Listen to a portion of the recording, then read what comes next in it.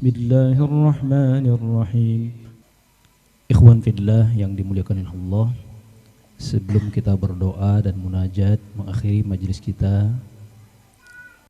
ana mohon izin 5 menit saja supaya ada hikmah silaturahim kita berbuah silatul ilmi, berbuah dengan saling berbagi ilmu, dan mudah-mudahan silatul amal kita niat untuk mengamalkannya. Sekedar menginformasikan kepada ikhwan dan kaum muslimin semua bahwa insya Allah kita ini setengah berada di penghujung akhir tahun 1441 Hijriah. Jadi kita ini sebentar lagi insya Allah hari Kamis yang akan datang, tanggal 20 Agustus 1 Muharram 1442 Hijriah. Alhamdulillah kita dikaruniai umur oleh Allah, kesempatan hidup, kesempatan beramal kembali, kesempatan bertaubat. Kita diberi kesempatan 1 tahun ini untuk menyelesaikan di tahun 1441 Hijriah. Mudah-mudahan kita berdoa sehat walafiat, panjang umur, dikuatkan iman lahir dan batin. Semoga kita dipertemukan dengan tahun-tahun berikutnya, termasuk tahun yang akan kita masuki 1442 Hijriah. Tahun baru Hijriah diawali dengan sebuah bulan yang sangat mulia, namanya Muharram. Muharram itu artinya dimuliakan. Makanya disebut Masjidil Haram, ay al-haram itu artinya mulia. Jadi bukan lawanannya halal. Masjidil Haram artinya masjid yang dimuliakan. Bulan pertama Hijriah namanya Muharram, bulan yang dimuliakan. Kenapa dimuliakan? Dia termasuk min ashhuril hurum. Dia termasuk salah satu bulan yang memang diistimewakan oleh Allah. Tepatnya dalam surah At-Taubah ayat 63, walillahi itna asyara syahran fi kitabillah yauma khalaqas samawati wal ard minha arba'atun hurum. Jadi sebelum Islam datang, sebelum bahkan baginda Rasul lahir, itu memang sudah dimuliakan 4 bulan. Pertama itu Dzulqa'dah, 2 Zulhijjah, baru Muharram dan Rajab. Dzulqa'dah, Zulhijjah, Muharram, Rajab.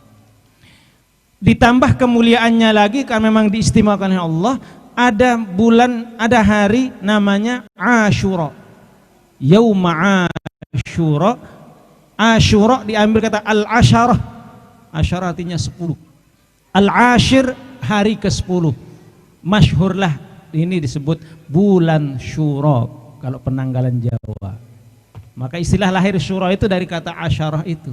Asyarah artinya 10, al-ashir yang ke-10, maka masyhurlah penamaan bulan Muharram ini namanya bulan Syura. Nah, apa istimewanya lagi? Nah, pertama kita kaum muslimin diberi kesempatan oleh Allah untuk meraih kemuliaan dengan berpuasa sunnah di bulan Muharram ini. Terutama di hari ke-10-nya tanggal 10 Muharram, hari Asyura.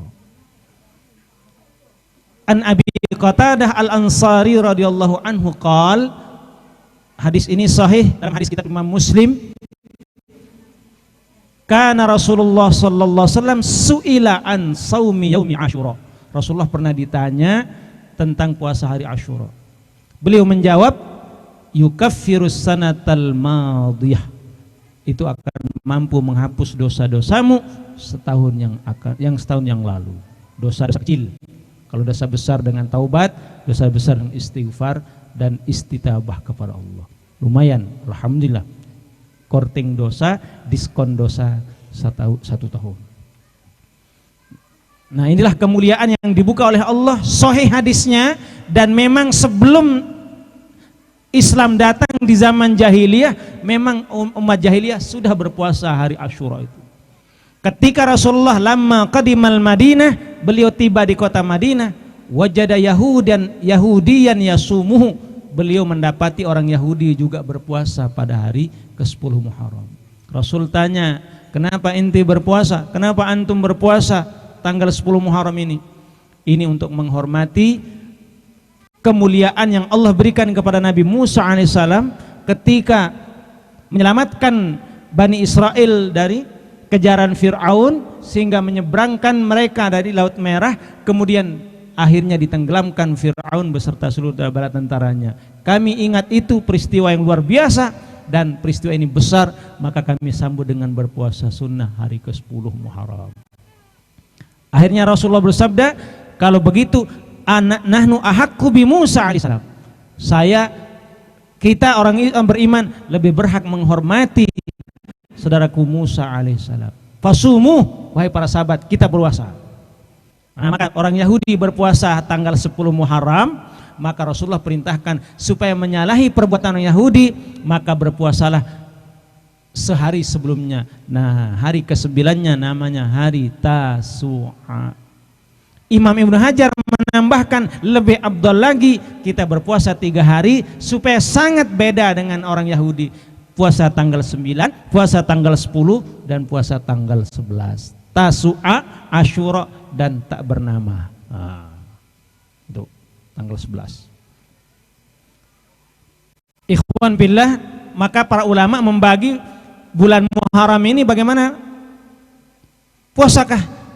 Sunnah berpuasa. Puasa bulan Muharram itu dibagi menjadi 5.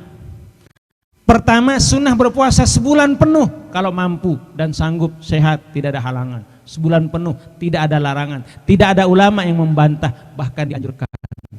Rasulullah tidak pernah berpuasa sunnah sebanyak di bulan Muharram dan di bulan Sya'ban.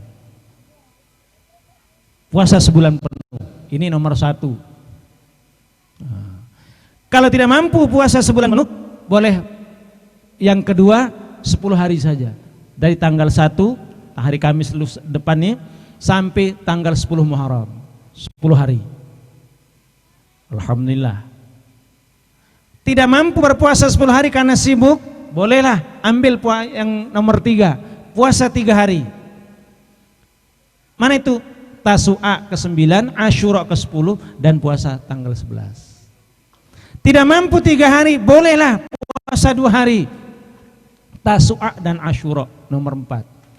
Tidak mampu juga puasa 2 hari, ambil minimal jangan sampai tidak puasa hari ke-10-nya, hari Asyura-nya saja. Nah, cuma tidak ada rekomendasi puasa setengah hari. Nah, tidak ada rekomendasi. Nah, puasa sehari. Jadi tolong diingat, tolong dicatat, bila perlu dilingkari di kalendernya, hari Kamis itu tanggal 1 Muharram. Hitung saja sendiri tanggal 1 sampai tanggal 10 insyaallah. Nah, bagaimana dengan berbuat ihsan kepada anak yatim? Nah, sudah dari tradisi itu, mengusap kepala anak yatim, berbuat ihsan. Nah, memang ada 10 amal yang dianjurkan. Tapi yang sahih hadisnya cuma 2, yang selebihnya adalah hadisnya dhaif. Termasuk, mohon maaf akhi, mengusap kepala anak yatim itu hadisnya dhaif pada tanggal 10 Muharram. Cuma Imam Ibnu Hajar mengatakan al hadisud dhaif, hadisnya dhaif, shalihun lil ihtijaj, boleh dipakai sebagai hujjah dalil fi fadhailil amal kalau itu menjelaskan tentang keutamaan ibadah. Karena ini menganjurkan sedekah kepada anak yatim, mengusap kepala yatim sebagai bentuk belas kasih dan ikut empati anak yatim, maka itu dibenarkan dan dibolehkan. Dan mudah-mudahan hukumnya sunnah. Maka nanti akan tanggal 10 Muharram itu di masjid Langgar mengadakan santunan anak yatim. Tapi harus digarisbawahi, menyantuni anak yatim, peduli kepada anak yatim bukan hanya sekali setahun doang. Selebihnya terserah lo, kan begitu. Tidak, tapi sampai anak yatim sejahtera, bahagia. Bila perlu jangan sampai kita masuk kategori pendusta-pendusta agama. Nauzubillah min dzalik. Jadi yang sahih hadisnya dari 10 amal ini, pertama berpuasa, yang kedua wa tausi'ah 'alal iyal, sunnah berbagi kebahagiaan family day, selamatan keluarga, melebihkan nafkah termasuk membahagiakan keluarga tanggal 10 Muharram itu. Man wassa'a ala iyalihi, siapa yang meluaskan nafkah hari itu tanggal 10 Muharram ala iyalihi kepada keluarganya, ausa'ahullahu fi tilka sana, Allah akan luaskan rezekinya selama hingga 1 tahun berikutnya. Amin Allahumma amin. Yang biasa ngasih 1 juta sehari itu lebihkan jadi 2 juta. Ya Bu, ibu-ibu di dalam yang senang, ada yang bela. Yang biasa ngasih 5 juta, dong, tingkatkan saldonya 10 juta. Allah ganti setahun itu nanti insya Allah. Demikian akhi informasi.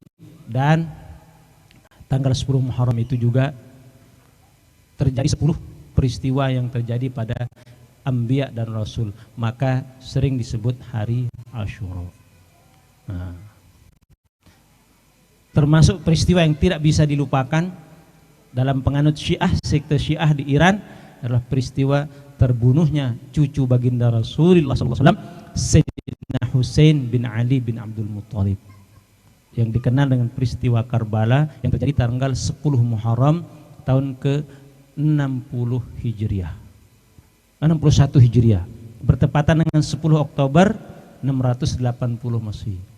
Jadi antum tinggal hitung sekitar 1000 tahun yang lalu, 680 Masehi, 1500-an tahun yang lalu terjadi peristiwa. Maka orang Syiah tiap tanggal 10 Muharram keluar di jalanan lalu melukai tubuhnya supaya mengeluarkan darah. Ini sebagai bentuk bela pati dan termasuk amal yang paling taqarrub, mendekatkan diri kepada Allah apabila melumurkan badan dengan darah, menghormati wafatnya Sayyidina Husain bin Ali bin Abdul Muttalib. Tapi kita Ahlussunnah wal Jamaah haram berbuat demikian, nggak boleh. Haram kita melumurkan badan kita dengan najis. Wa yahrumu at-tadammuh bin najasah, itu para ulama. Haram kita melumurkan badan kita dengan najis, nggak boleh. Jadi bagaimana menghormati beliau? Ya dengan berpuasa, menyantuni anak yatim, berbuat ihsan kepada yang lain, silaturahim kepada para alim ulama, para tuan guru, para kiai, mohon berkah dan doa dan sebagainya. Demikian. Ikhwan fillah yang dimuliakan Allah, mudah-mudahan ada hikmah dan manfaatnya, dan perbanyaklah amal ibadah, istitabah, karena kita sudah di penghujung akhir tahun, dan mudah-mudahan kita berdoa, kita dikenai umur panjang, sehat walafiat, umur yang barokah, rezeki yang halal dan barokah, putra-putri yang saleh dan salihah, keluarga yang sakinah mawaddah warahmah, selamat dunia wal akhirah bihusnil khatimah. Dan mudah-mudahan dimanapun kita berada dan kapanpun selalu dalam lindungan Allah Subhanahu wa ta'ala bihusnil khatimah. Al-Fatihah.